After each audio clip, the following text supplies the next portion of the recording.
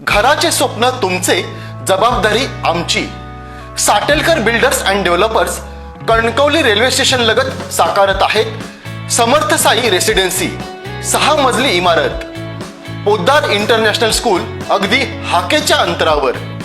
1 BHK 2 BHK flat उपलब्ध. Building लगतच development plan मधील 12 गुंठे राखीव खुले गार्डन क्षेत्र. सागवानी फ्रेमसह मुख्य दरवाजा, 24 तास पाणी, लिफ्ट, ग्रॅनाइट किचन ओटा, कन्सिल फिटिंग मॉड्युलर स्विच.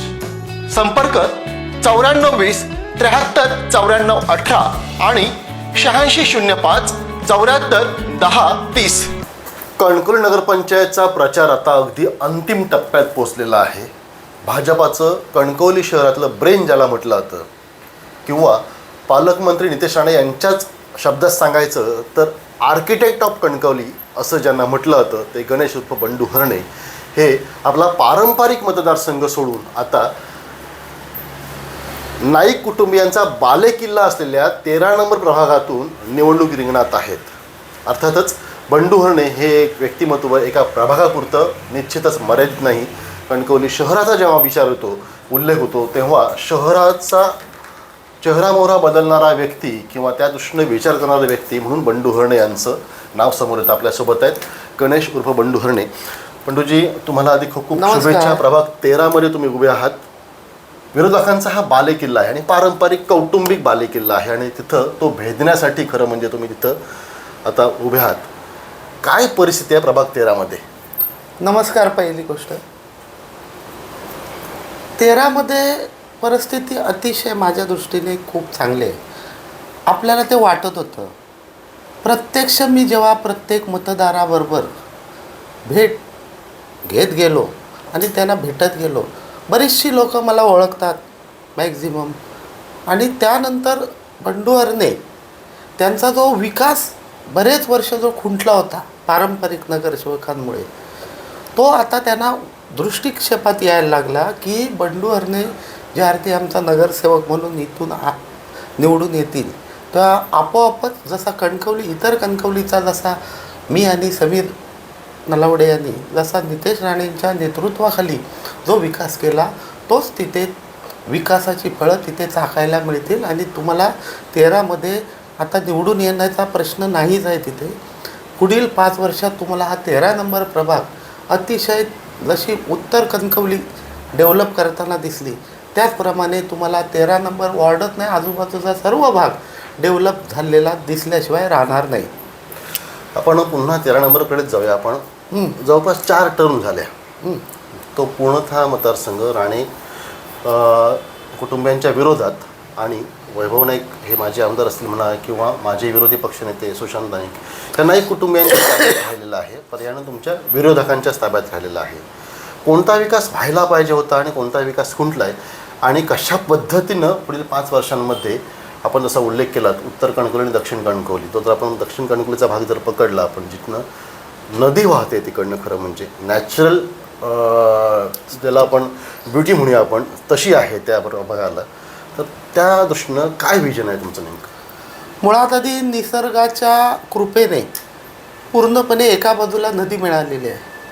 या नदींचे जे आपला गणपती साना स्पॉट आहे आमचा, हा गणपती साना ब्युटिफिकेशनसाठी आत्ताच जवळजवळ 70 लाख रुपये आपल्याला मंजूर आहेत. आणि इथे ह्या स्पॉटला अतिशय ब्युटिफिकेशन नुसतं गणपती सानाकडून उपयोग नाही, तर त्याला सौंदर्य म्हणजे ब्युटिफिकेशनची जोड देऊन एक तो स्पॉट डेव्हलप केला पाहिजे. तिथून रोड आहे, रिंग रोडचा जर भाग, त्या भागातून जर तेथील रस्ते किंवा जमीन मालकांशी सुसंवाद साधून जर जसा आम्ही कणकवलीत जसे रस्ते केले तसा तो जर रिंग रोडचा रोड डेव्हलप झाला तर अतिशय आजूबाजूच्या जागा एक कमर्शियलदृष्ट्या डेव्हलप होतील. तिथले सगळे नागरिक इतर रस्त्यांशी अगदी सहजरित्या जोडले जातील. तिथे ओपन प्लॉट भरपूर आहेत ज्या रेखांकनमधल्या. ह्या प्लॉटचा उपयोग करून एक छोटं गार्डन, नाना पार अशा प्रकारच्या विविध गोष्टी तिथे करणं शक्य होईल. मात्र त्याची मानसिकता पाहिजे, ती पूर्वी विरोधकांची नव्हती. तेव्हाही नव्हती, आताही नव्हती. मात्र आम्हाला ही संधी आता जर मिळाली तर 100% तुम्हाला मी सांगतो की तुम्हाला येत्या 5 वर्षात प्रभाग क्रमांक 13 असेल किंवा प्रभाग क्रमांक 14 असेल, हा तुम्हाला एक आगळा वेगळा एक स्मार्ट प्रभाग म्हणून पाहायला मिळेल. काय वाटतं प्रभाग 13मध्येच पुन्हा येता येतं मी सक्षम पर्याय मिळाला नव्हता मतदारांना म्हणून तो बालेकिल्ला राहिला नायकांचा असं आहे की आणखीन कारणं असतील? नाही, सक्षम पर्यायाबद्दल मी बोलणार नाही, कारण आमचेच काही खेळाडू तिथे होते. त्यामुळे त्यांच्यापेक्षा मी सक्षम आहे हे म्हणणं उचित ठरणार नाही. पण एकदा एखादा चेहरा ठरतो किंवा एखादं राजकीय घराणं ठरतं आणि मग ती सवय झाली आणि मग त्या हिशोबाने म्हणावं तसं आमचंसुद्धा काम म्हणजे आमच्या चुका आहेत की म्हणावं तसं संघटना जी बांधली पाहिजे ती आमच्याकडून तशी तेवढी झाली नाही आणि म्हणून ती त्यांना संधी मिळत गेली. बंडू हरणे म्हणजे केवळ प्रशासकीयच संघटन नव्हे तर पक्षीय संघटन हे महत्त्वाचं असतं. वॉर लेवलला बॉटम लेवल वॉर ज्यावेळी असतं त्यावेळी सुद्धा खरं म्हणजे आता जे वॉर सुरू झालं ॲक्च्युली कणकवलीमध्ये नगरपंचायतच्या शेवटच्या टप्प्यातलं खरं म्हणजे 2 तारखेला आता 4 दिवसात वोटिंग आहे. बांधणी कशा पद्धतीने झाली आहे? नाही, बांधणी ही सांगायची नसते राजनजी, बांधणी ही दाखवायची असते. आणि थांबा, आता 4 दिवस राहिले, 3 तारीखला काय फार मोठा वेळ नाही. आपल्याला 3 तारीखला जेव्हा एक रिझल्ट येतील समोर तेव्हा तुम्हाला काय आम्हाला काय सर्वसामान्य कणकवलीकरांना ते पाहायला मिळेल. तर तुमच्या तोंडून आलं की एक जे काही रिझल्ट मिळतील 3 तारखेला सगळं जे काही ते पाहायला मिळेल. आपण आता प्रभागातून बाहेर पडून जरा कणकवली शहराकडे थोडंसं वळूया. शहराचा मागील 5 वर्षांमध्ये रिंग रोड जे काय झाले ते विस्तीर्ण म्हणजे जणू काय नॅशनल हायवे वाटावेत अशा पद्धतीचे जवळपास 12-12 मीटर रुंदीचे कणकवलीकरांनी कधी स्वप्नातही पाहिले नव्हते किंवा 18 मीटर म्हणजे स्वप्नातही विचार केले नसतील अशा पद्धतीनं रिंग रोडचं जाळं तुम्ही विणलात. तसं पाहता ही साधी गोष्ट नाही बाई, कारण नागरिकांच्या तिथल्या स्थानिकांच्या जमिनी असतात आणि कणकवली शहरातला जमिनीचा रेट हा असं म्हटलं जातं की पनवेल म्हणजे मुंबई उपनगर जे आहे तिथपर्यंत पोचलेला आहे. मुंबईतला आणि म्हणजे पनवेल ठाणा इथला रेट आणि कणकवलीतला रेट हा जवळपास सारखा झाला आहे असं आहे. ही किमया कशी काय साधलीत? मुळात कणकवलीचा सन्माननीय आणि आदरणीय राणे साहेबांमुळे हा जिल्हा महाराष्ट्राची ओळख झाला आणि ते इथून त्यांचं राजकारण असलं म्हणजे राजकीय केंद्र असल्यामुळे कणकवलीचं नाव अख्ख्या महाराष्ट्रभर झालं. म्हणून कणकवलीला ग्लॅमर एक आला आणि त्यात कणकवलीचे रेट सुदैवाने देव स्वयंभू रवळनाथ आणि भालचंद्र बाबांच्या कृपेने जमीन म्हणजे कणकवलीचे रेट अतिशय पनवेल तुम्ही म्हणता तसं त्या खालोखाल आहेत, मान्य आहे. पण एक चांगली गोष्ट आहे, कारण आमचा इथला जो भूमिपुत्र आहे हा जो जमीन मालक आहे याच्या जमिनीला भाव अतिशय चांगला मिळावा, त्याची आर्थिक उन्नती चांगली व्हावी आणि म्हणूनच केवळ जर रोड झाले तर डेव्हलपमेंट उभी राहिली तर कणकवलीच्या आजूबाजूचे जे लोक आहेत हे कणकवलीत रहिवासाला येतील आणि इथे उभी राहिलेली घरं म्हणजे इथे वसणारी जे कुटुंब आहेत त्यांचं जे आर्थिक उत्पन्न महिन्याचं आहे तेच बाजारपेठांमध्ये खर्च होईल आणि एक आर्थिक साखळी ज्याला म्हणतात ती तयार होऊन एक व्यापारी असेल, छोटा मोठा व्यावसायिक असेल,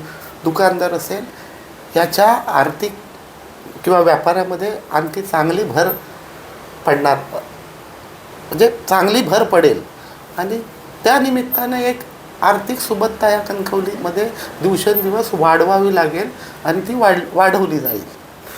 बंडूजी, अनेक विकास कामं झालेली आहेत. जर आपण ठळकपणे सांगायची झाली तर आपल्या ह्या मागील 5 वर्षांची काही टर्म होती BJPची म्हणून त्यावेळी काय सांगाल? कुठल्या पद्धतीची विकास कामं कणकवली शहरात अगदी ठळकपणे सांगता येईल अशी उल्लेखनीय?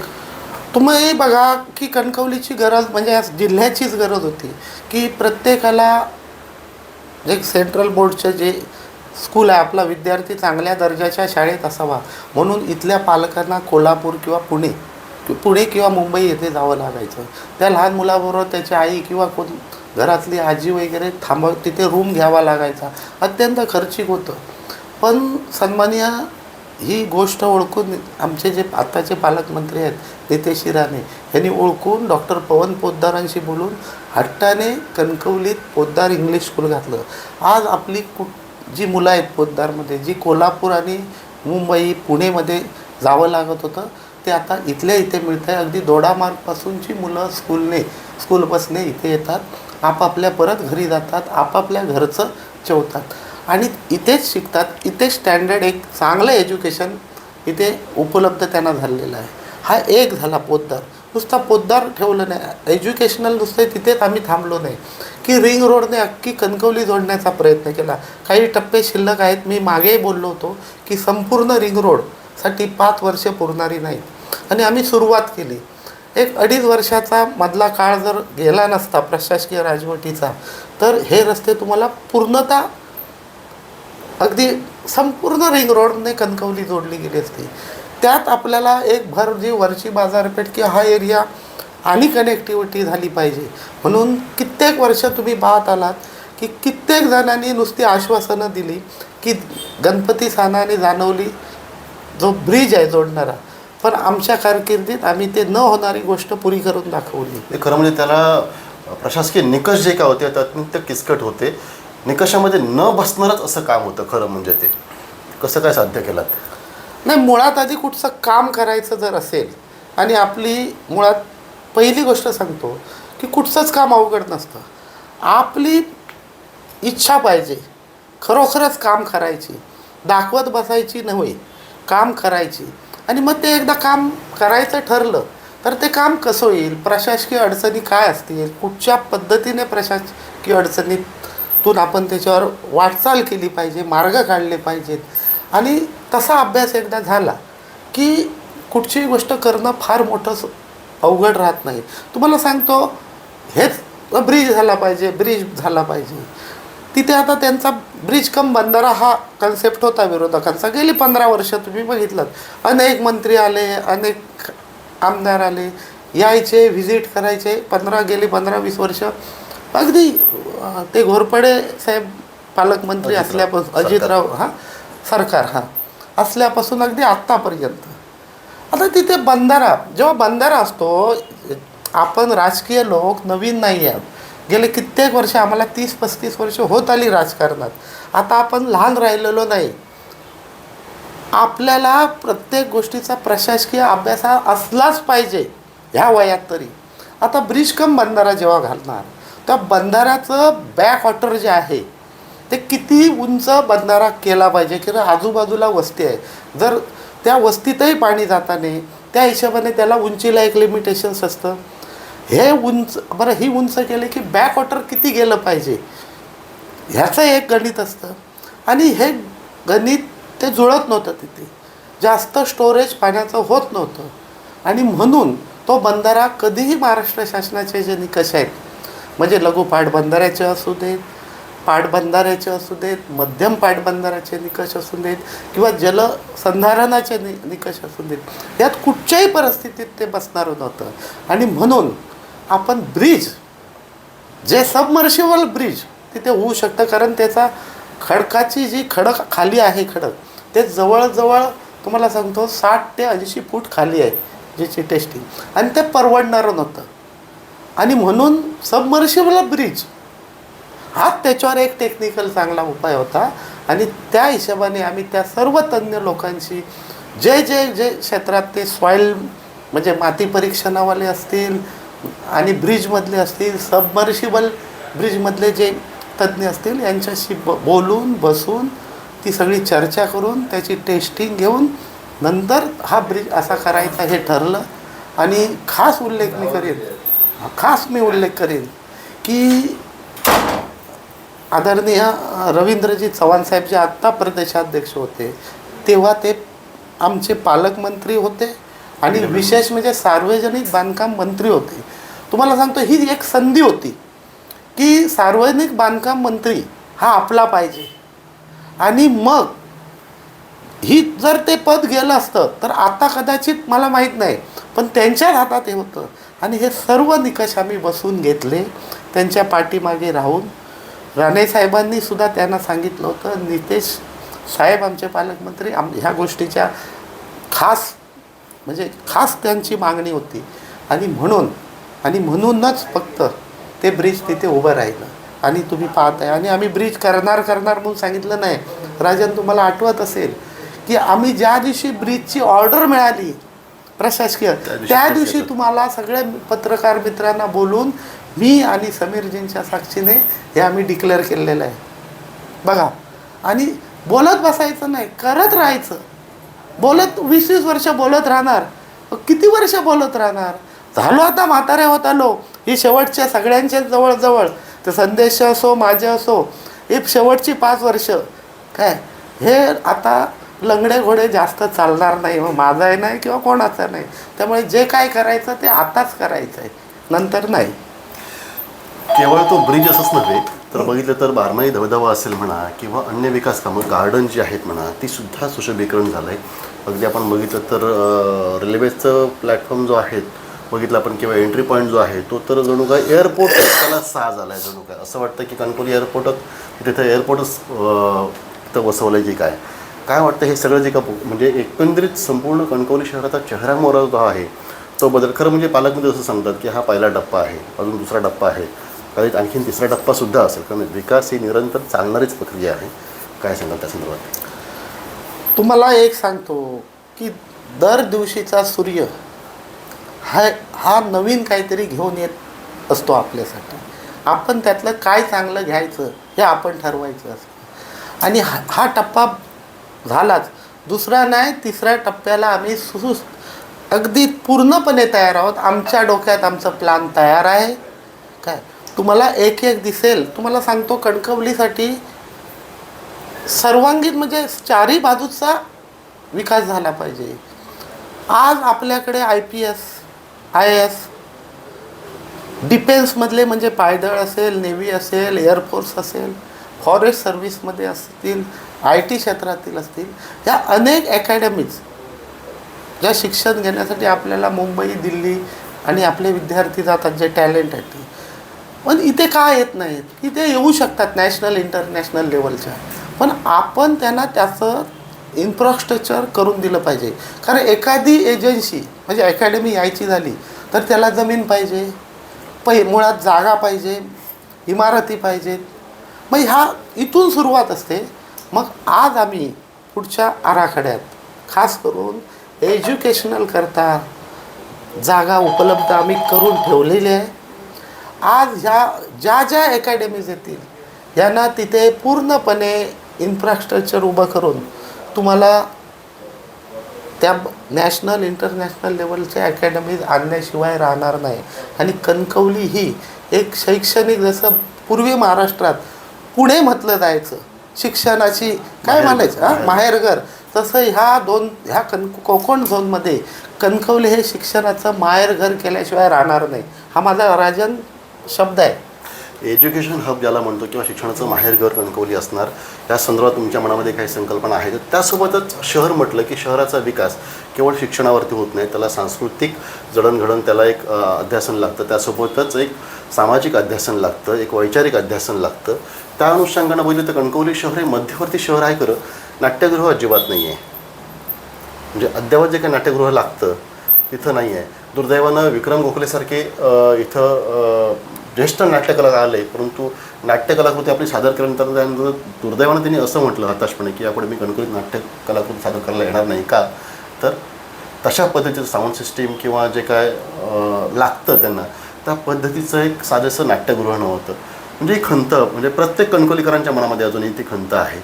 त्यासोबतच बघितलं तर नगर वाचनालयाची इमारतसुद्धा आता अपडेट होते आहे. खरं आणखीन काही जे काय महिला आपल्या कणकवली शहरामध्ये आहेत, आपण नगरपंचायतच्या माध्यमातून दिवाळी बाजार ही संकल्पना राबवता, त्यातनं खरं 8-10 दिवसांमध्ये जे काय असतं त्यांची दिवाळी खरं म्हणजे आपण म्हणतो किंवा भात पिकणी झाली तर तेव्हा ह्या दिवाळीपासून थोरल्या दिवाळीपर्यंत पुरेल एवढं भात असं म्हणतो आपण एक गमतीने.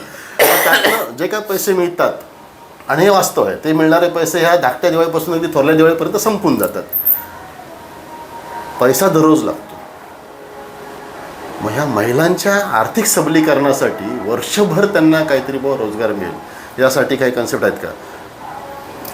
नाही, एवढ्यात तरी माझ्या डोक्यात नाही. अगदी फ्रँकली सांगतो, उगाच निवडणूक आहे आणि म्हणून महिलांना खुश करण्यासाठी किंवा महिला मतदारांना आकर्षित करण्यासाठी एवढ्यात ह्या बाबतीत मी खरोखर विचार केला नाही. मात्र हा चांगला प्रश्न तुम्ही मला विचारलात. यापुढे मी यावर काय करता येईल याबाबतचा वेगवेगळ्या त्या क्षेत्रातल्या जे तज्ज्ञ लोक आहेत यांच्याशी मी चर्चा करून महिला सबलीकरणासाठी काय अवश्य प्रयत्न करेन. बचत गट आहेत, वेगवेगळे आपण दिवाळी बाजार करतो, पाककला स्पर्धेतून त्यांच्या कलेला वायू नाही. एक सांगतो तुम्हाला, इकडे रे पंडूजी, आपण बघितलं तर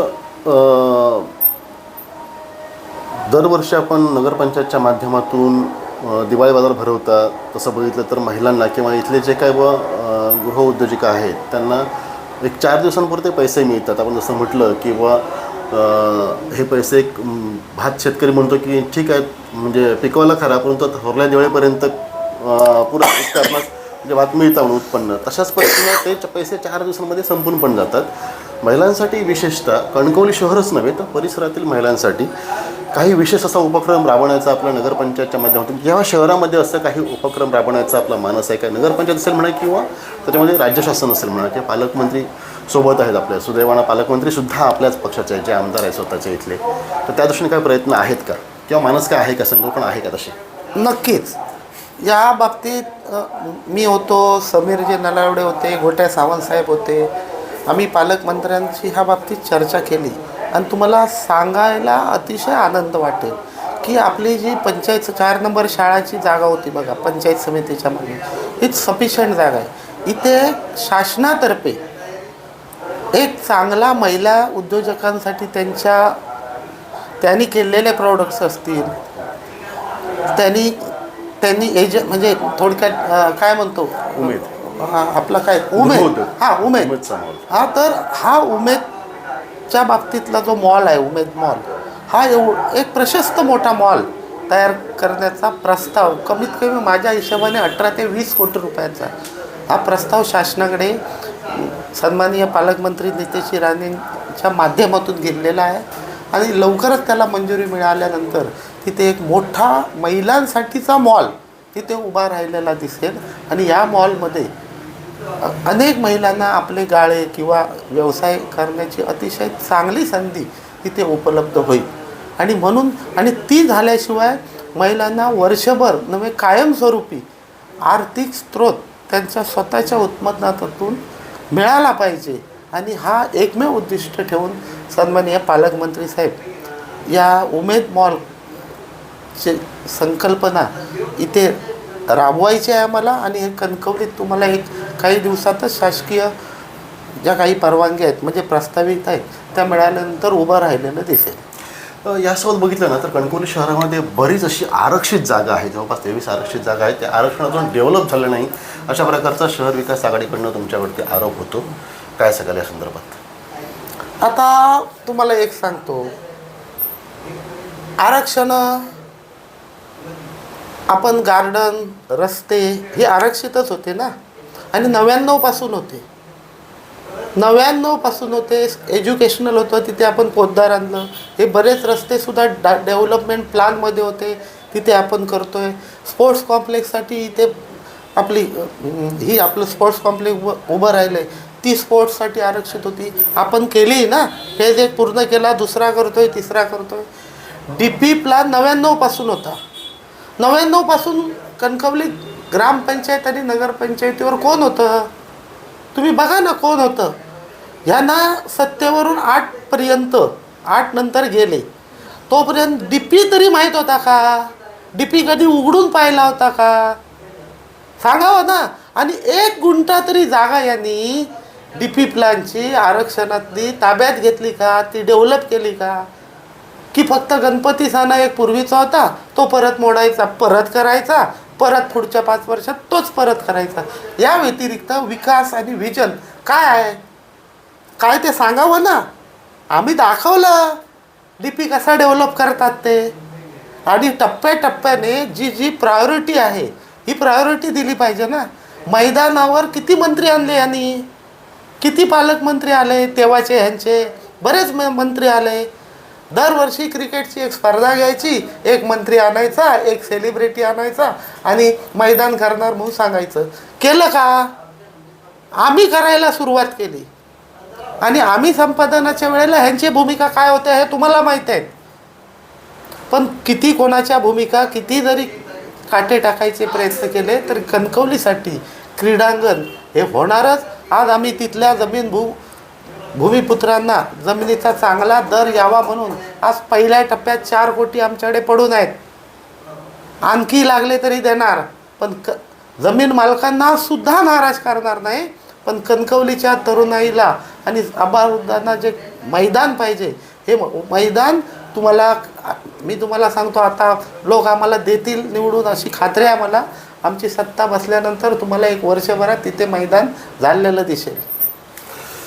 साहेब, असं होत असतानाच बघितलं तर काय आता राजकीय आरोप प्रत्यारोप होऊ लागले आहेत. खरं म्हणजे अंतिम टप्प्यामध्ये आता नगरपंचायतचा प्रचार आहे. बघितलं तर विरोधी उमेदवार जे आहेत त्यांच्या एक भावनिक आवाहन केलं जातं आहे. संदेश पारकर जे शहर विकास आघाडीचे नगराध्यक्षपदाचे उमेदवार आहेत, ही माझी नगरपंचायतची शेवटची निवडणूक आहे, मला एकदा संधी द्या. मला जसं सुरुवातीला तुम्ही लोकनियुक्त नगराध्यक्ष केलं तसं पुन्हा एकदा मला लोकनियुक्त नगराध्यक्षपदी बसवा, मी शहराचा विकास करतो, असं त्यांचं म्हणणं आहे. ह्या आव्हानाकडे आपण कसं पाहत? हे आपण किती वर्ष ऐकतोय माहीत आहे का? आम्ही एकत्र होतो तेव्हा ग्रामपंचायतीला हेच, पंचायत समिती आली तरी हेच. पंडूजी, कणकवली नगरपंचायतचा प्रचार आता अंतिम टप्प्यात पोहोचला. बघितलं तर आता म्हणजे विरोधकांकडनं एक आरोप जे आहे ते राजकीय केले जात आहेत, त्यासोबतच काही आवाहनंसुद्धा केली आहेत. त्याच्यामध्ये इमोशनल थोडंसं त्यांच्या बोलण्याला हात घालण्याचा सुद्धा मतदारांचा प्रयत्न केला जातोय. शहर विकास आघाडीचे विरोधी उमेदवार जे आहेत आपले संदेश पारकर यांनी तर शहरवासियांना सांगितलं आहे की आता आवाहन केलं भावनिक की ही माझी शेवटची नगरपंचायत निवडणूक आहे, मला एकदा संधी द्या आणि मी पुन्हा एकदा शहराचा मला नगराध्यक्ष करा, मी शहराचा विकास करून दाखवतो, असं म्हटलं त्यांनी. कसं पाहता या आव्हानाकडं? नाही, माझ्या दृष्टीने मलाच कधी कधी हसूही येतं. कारण तुम्हाला सांगतो, आम्ही एकत्र काम केलं आहे बरेच वर्ष. त्यांची पद्धतच आहे संदेशची की तुम्हाला सांगतो, संदेश माझ्याबरोबर आम्ही एकत्र ग्रामपंचायतीत होतो. नंतर मग पंचायत समिती आली की म्हणायचा मी पंचायत समितीला राहतो. मग झेडपी आली की मला झेडपीला एकदा संधी मिळून देत. हेच काय की अर्बन बँकेची जरी निवडणूक लागली तरी मीच राहतो, अर्बन बँकेत एकदा मला जायला मिळालं पाहिजे. नंतर आमदारकी बऱ्याच वेळा म्हणजे राणेसाहेब CM असतानासुद्धा लढवलेले, आम्ही तेव्हा त्यांच्याबरोबरच होतो. आता इतक्या वर्षापासून अगदी जस्ट आता घ्या, आताची विधानसभा, ह्याच्यात त्यांचा तोच प्रचार होता की माझी शेवटची निवडणूक आहे, एकदा तरी मला संधी द्या, शेवटची संधी आहे, मला एकदा तरी संधी, असंच आव्हान होतं ना विधानसभेला. आणि आता विधानसभा झाली आणि 1 वर्षभर सुद्धा नाही झालं असेल किंवा झालं असेल जेमतेम. आता तेच आहे, परत नगरपंचायत आली, आता मला एकदा संधी द्या, मला एकदा संधी द्या, मी काय विकास करून दाखवतो बघा. खरोखर तळमळ असेल त्यांना की इतके वर्ष सत्ता कणकवलीचे सत्तेवर होते, ते सरपंच 2 टर्म, 1 वेळा नगराध्यक्ष, त्यांना त्या टर्ममध्ये करता आलं नाही, हे त्यांच्या मनातलं त्यांचं दुःख आहे. म्हणून कदाचित वाटत असेल की आता मी तुम्हाला सांगितलं आम्ही दोघेजण आता 5 वर्षांनी लंगडे घोडे आहोत, काय खरं नाही. पण वाटत असेल की शेवटच्या टप्प्यात तरी मी जो 20 वर्ष विकास करू शकलो नाही तर निदान शेवटच्या टप्प्यात तरी करता यावा, अशातली कदाचित ती तळमळ असेल. आणि हेही सांगतो तुम्हाला, पुढच्या 5 वर्षाने नगरसेवक म्हणून तरी मला संधी मिळाली पाहिजे, माझी काही इच्छा आहे, माझ्या वॉर्डसाठी तरी काहीतरी करायची. आणि म्हणून भावनिक आव्हान जर पुढच्या, आता कधी आहे ते, पुढचं 29ला येईल ना काहीतरी, तेव्हा जर असं भावनिक आव्हान त्यांच्याकडून झालं तर विशेष आश्चर्य वाटून तुम्ही घेऊ नका. बंडूजी, अक्षरशः तुम्ही जी खिल्ली उडवलीत, नगराध्यक्ष, विधानसभा, आमदारकीची निवडणूक, पुन्हा एकदा नगराध्यक्षपदाची, त्यानंतर पराभव होईल, पराभवानंतर 5 वर्षानंतर 2030मध्ये ते म्हणतील की मला नगरसेवक पदाची संधी द्या, असं भावना गावाला देतील. संदेश पारकर यांची नस तुम्ही ओळखणारा, म्हणजे त्यांचे एक पूर्वीचे जिवलग मित्र आहात. काय राजकीय पावलं उचलली आता, त्यांच्या मनात काय चाललं असेल हे ओळखणारे म्हणून कोण बघितलं तर ते बंडू हरणे असं म्हटलं जातं. इलेक्शनसाठी बघितलं तर म्हणजे चक्रावणारी अशी शहर विकास आघाडी. शहर विकास आघाडीच्या माध्यमातून राजन तेली, संदेश पारकर एकत्र, निलेश राणे त्यांच्या सोबतीला, म्हणजे त्यांचा शहर विकास आघाडीचा आधारवड कोण असेल तर निलेश राणे, सोबत महाविकास आघाडीचे पक्ष म्हणून अन्य पक्ष हे चालू शकतं. नारा त्यांचा काय आहे की भयमुक्त आणि भ्रष्टाचारमुक्त कणकवलीसाठी ही शहर विकास आघाडी राजकारण विरहित. निवडणूक होऊन जाईल 3 तारखेला. 3 तारखेच्या निकालानंतर तुम्हाला काय वाटतं? संदेश पारकर कुठं असतील? कुठे असतील म्हणजे कणकवलीत असतील की मुंबईत असं नव्हे, कुठल्या पक्षात असतील नेमके काय वाटतंय? कारण विचारण्याचा उद्देश हा आहे की कॉर्नर सभा झाली कांबळी गल्लीमध्ये. उद्योगमंत्री उदय सामंत यांनी स्पष्ट सांगितलं की संदेश पारकर यांनी उद्धव बाळासाहेब ठाकरे पक्षाच्या आपल्या जिल्हाप्रमुख पदाचा राजीनामा दिला आहे आणि म्हणून ते शहर विकास आघाडीमध्ये पक्षविरहित नगराध्यक्षपदाचे उमेदवार आहेत. जर ते पक्षविरहित नगराध्यक्षपदाचे उमेदवार असतील तर पुढे पक्ष म्हणून तर कुठला तरी पाहिजे. कुठे असतील असं वाटतंय? नाही, मुळात आधी भयमुक्त आणि भ्रष्टाचारमुक्त या बाबतीत सातत्याने मी आपल्या माध्यमातून पाहतोय. आम्ही कोणी काय बोलायचं नाही यावर ठरवलं आहे. पण आता एक सांगतो मी तुम्हाला एक साधं उदाहरण की मला एक सांगा की हे कोण बोलतं आहे? संदेश पारकर आणि राजन तेली बोलत आहेत. संदेश पारकरला आणि राजन तेलीला ही अख्खी कणकवली खूप वर्षापासून ओळखते. अगदी त्यांच्या वडिलार्जित याच्यापासून सगळी. यांच्याकडे काय होतं आणि आता काय आहे? लोक मूल्यमापन करतात ना. कोणी कुठच्या गोष्टी बोलाव्यात ह्याला काहीतरी ताळतम्य आहे ना. त्यामुळे भ्रष्टाचार हे ते काय याच्यात काय कोणाच्या आलिशान गाड्या, अरे तुमच्या गाड्या तुम्हाला घालायला पॅन्टीन होत्या म्हणजे खरं आहे.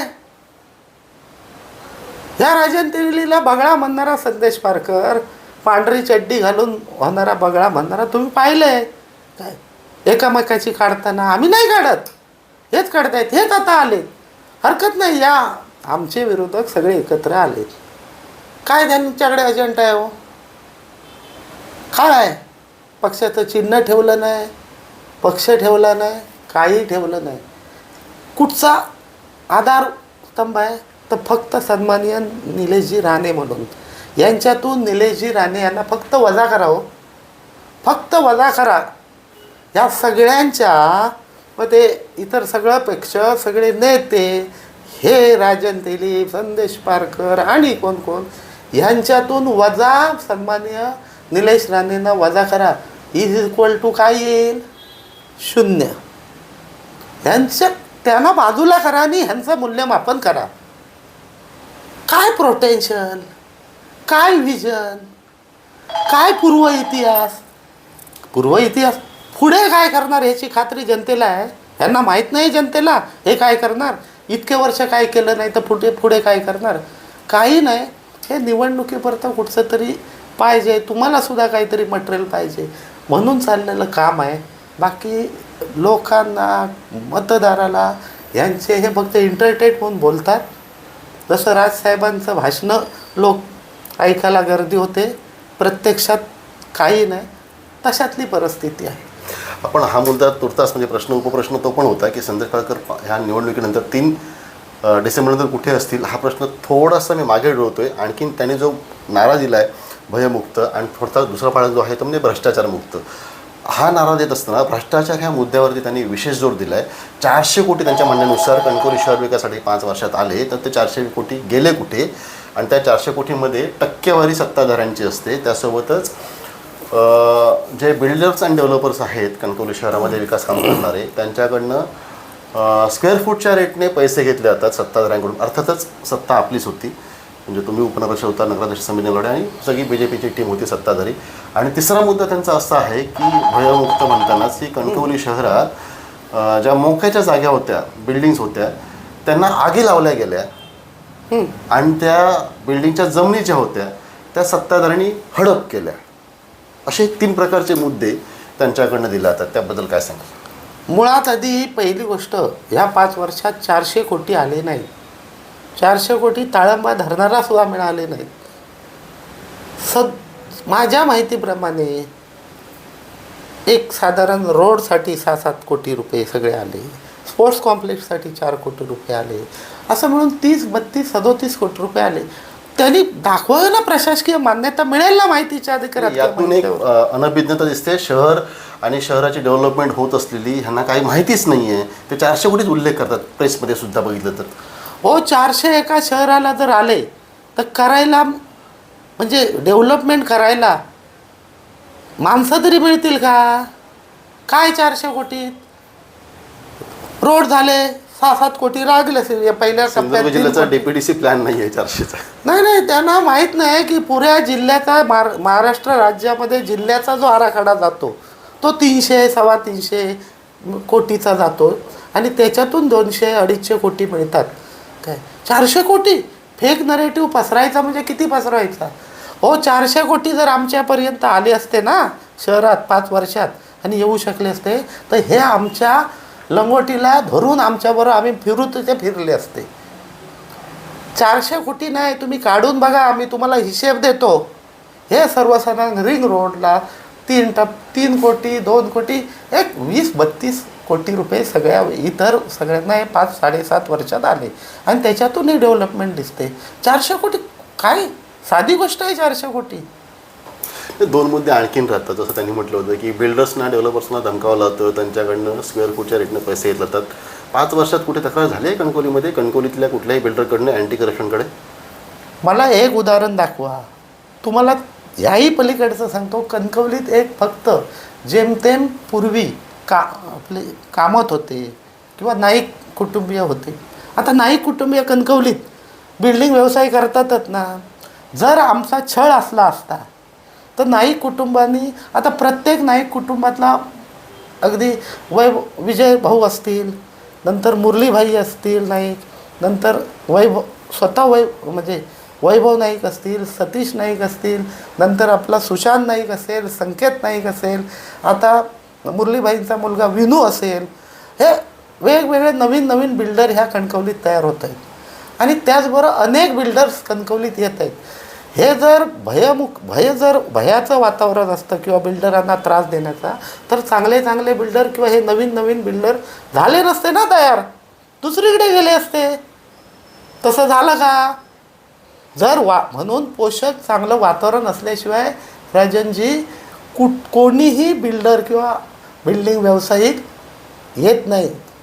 जे आमच्याकडून चांगलं वातावरण आहे म्हणूनच कुठचाही बिल्डर नाईक फॅमिलीतला असो, इतर बाहेरचा असो, अगदी कणकवलीत आवडीने येतो, आनंदाने येतो आणि आपला प्रोजेक्ट पुरा करून अतिशय यशस्वीपणे जातो. त्यांच्याकडनं असे आरोप होतोय की रातोरात बिल्डिंग जाळल्या गेल्या आणि त्यांची जमीन जी असतील मोक्याच्या जागेवरची ती हडप केली, अर्थातच सत्ताधाऱ्यांकडनं. जमीन अशी पूर्ण महाराष्ट्रात देशात अशी हडप करता येते. हो, पिढ्यानपिढ्याच्या जमिनीसुद्धा 100-200 वर्ष जरी ते मालक तिकडे फिरले नाहीत ना, तरी त्यांच्या नावावरून कोण काढून घेऊ शकत नाही. आगी लावल्या, कुठच्या आगी लावल्या सांगाव्यात, उदाहरणं द्यावीत. काही फेकायचं, ठीक आहे फेकत बसा तुम्ही. 2 तारीखपर्यंत फेकणार? फेका बाबा 1 तारीखपर्यंत फेका. काय फेकायचं ते फेका.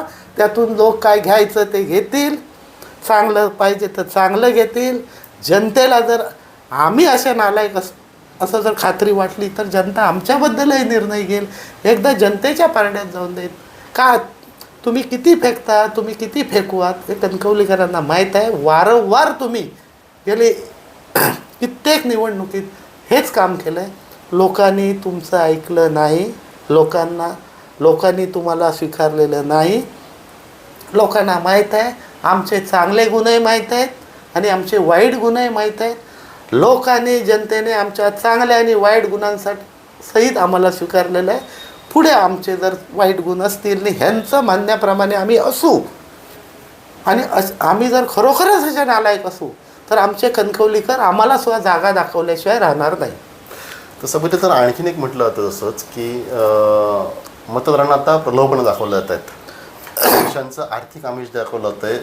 पत्रकार परिषदेत म्हटलं जातं किंवा त्यांच्या विरोधकांकडनं की विकासाच्या मुद्द्यावर जर भाजपा निवडणूक लढवत असेल तर प्रत्येक मतासाठी 10,000 रुपये वाटावे लागतात भाजपला. त्याची गरज काय पडते? थोडक्यात तुमच्यावरती आरोप होतो की तुम्ही मतांसाठी पैसे वाटताय. मुळात तुम्ही हा विषय मी तुम्हाला अशा पद्धतीने घ्या की यांना कणकवलीच्या मतदारांवर जरासा विश्वास नाही. कणकवलीच्या मतदाराचा दर्जा, कणकवलीच्या मतदाराची क्वालिटी, कणकवलीच्या मतदाराचा स्वाभिमान, कणकवलीच्या मतदाराची विकासाची आवड, ही क्वालिटी ह्यांना माहीतच नाही. कणकवलीच्या लोकांनी विकास पाहिला आहे, त्यामुळे कणकवलीचा मतदार ज्या क्वालिटीचा आहे तो पैशाने विकला जाणारा नाही, जाऊच शकत नाही. एक प्रकारे मतदारांचा अपमान तुम्हाला वाटत नाही की बुवा हे मतदार बिकाऊ आहेत असं ते म्हणतात? अपमान काय? अपमान नुसता अपमान आहे.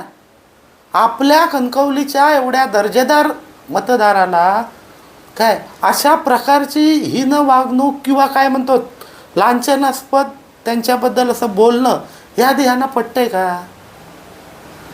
कणकवलीचा मतदार पैशाने, ह्यांचे असो किंवा आमचे असो, पैशाने विकला जाणार आहे? मग ह्यांच्या तुम्ही करा, तुमच्याकडे नाही आहेत पैसे, तुम्ही करा. कोणी करणार नाही. कणकवलीचा मतदार हा ठाम आहे. कणकवलीचा मतदार हा पारदर्शी आहे, स्वाभिमानी आहे. जो विकास करणार त्यालाच मतदान देणार, जे कणकवली शहर डेव्हलप करणार त्यांनाच सत्तेवर आणणार. बस. पण तुझे अगदी शेवटचे 2 प्रश्न. आपला महत्त्वाचा प्रश्न मगाशी राहिला आहे, बोलण्याच्या ओघात तो राहून गेला आहे खरं म्हणजे, तो पुन्हा एकदा इथं उपस्थित करतो. 3 तारखेला इलेक्शन होऊन जाईल, निकाल होऊन जातील. उद्योगमंत्र्यांनी कॉर्नर सभेमध्ये उल्लेख केला आहे की संदेश पारकरांनी उभाटाच्या जिल्हाप्रमुख पदाचा राजीनामा दिला आणि पक्षविरहित, राजकारण विरहित अशी शहर विकास आघाडी आहे. संदेश पारकर यांच्याकडे कुठलाही पक्ष नसेल आत्ताच्या घडीला. 3 तारखेनंतर ते कुठल्या पक्षात असतील असं तुम्हाला वाटतं? 3 तारखेनंतर म्हणजे तुमचा काय प्रश्न आहे की 3 तारखेनंतरच्या पुढच्या वर्षात की त्याच्या पुढच्या वर्षात की पुढील 5 वर्षात की पुढील 10 वर्षात ते कुठच्या पक्षात असतील मला माहीत नाही. जिथे पोळी भाजेल तिथे असतील, पण ते किती महिने असतील, किती वर्ष असतील हे विचारा. मग मी तुम्हाला सांगतो. आता जर त्यांना घ्यायचं झालं तर ह्यांना रजिस्टर ॲग्रीमेंट करून घ्यावं लागेल. एक 6 महिन्याचा किंवा 11 महिन्याचा करार असतो ना तसा. त्यामुळे ते कुठच्या पक्षात जरी असले तरी परत 11 महिन्यांनी करार संपल्यावर दुसऱ्या पक्षात असतील, परत तो करार संपल्यावर रंगमंच असेल. फिरता, अगदी मस्त फिरता. काही नाही, नाही लाज, नाही भीड, ना लज्जा. लोक काय म्हणतील त्यांना त्यांच्या दिशांना आठवत नसतील. त्यामुळे कुठच्या पक्षात असतील, करायचं काय आहे? 11 महिन्याचा करार 4-5 त्यांच्याकडे तयार आहेत. ह्या पुढच्या महिन्यातला सही मारली तिकडे, त्याच्या पुढच्या 11 महिन्याने सही मारली तिकडे, एवढाच विषय आहे. गंमतशीर वाईट वाटतं आमच्या मित्राबद्दल. असं थोडे गुण चांगलेसुद्धा होते त्यात आमच्याबरोबर असताना, हरकत नाही त्याला. तरी पण मला मित्र म्हणून माझे त्यांना शुभेच्छा आहेत या निवडणुकीतही आणि निवडणुकीनंतर कुठच्या पक्षात जातील, थोड्या दिवसासाठी का होईना किंवा कुठे कुठे जातील त्याच्यासाठी कायमच्या शुभेच्छा आहेत. शेवटचा प्रश्न. कणकवलीच्या अस्मितेची निवडणूक आहे. पालकमंत्रीसुद्धा म्हणतात की आम्ही विकासाच्या मुद्द्यावरती लढतोय. विकासाचा एक टप्पा आम्ही मागील 5 वर्षाच्या टर्ममध्ये पूर्ण केला आहे. 2.5 वर्ष प्रशासकीय काळ गेला आहे. पुढचा टप्पा जो आहे विकासाचा तो पूर्ण करण्यासाठी पुन्हा एकदा भाजपला संधी द्या. अभी नहीं तो कभी नहीं कणकवलीसाठी खोणावं लागेल. कारण देशात सत्ता, राज्यात सत्ता, आमदार स्थानिक सोबत पालकमंत्रीसुद्धा भाजपाचाच.